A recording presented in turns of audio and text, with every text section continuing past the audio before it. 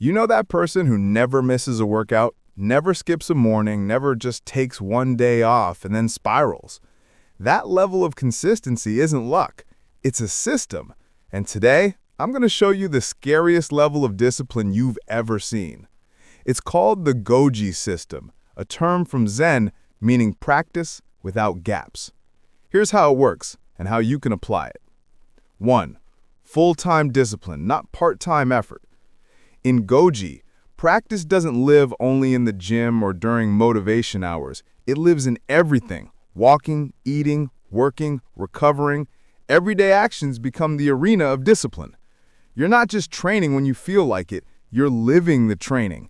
That's what makes it scary, because you can't take days off. The gap kills everything. 2. Minimum viable rep, no gap allowed.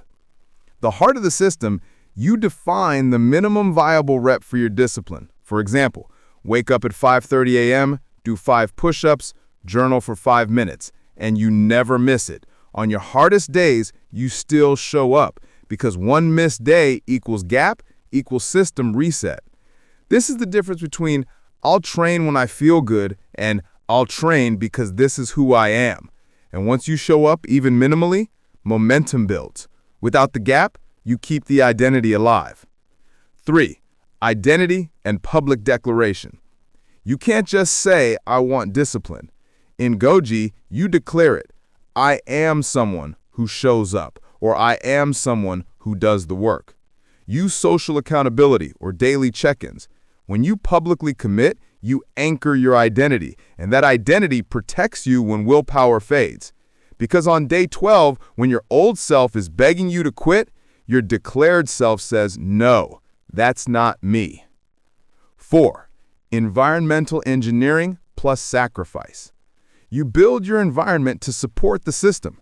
Remove distractions, add cues, make your practice effortless to start, sacrifice comfort. In Zen terms, this is part of the training. When your brain expects ease, you've lost. You want to raise the threshold of what feels hard so you can do actual hard things. 5. The 30-day and beyond protocol. Here's a usable timeline. Week 1, foundation. Show up at the same time each day, do the minimum.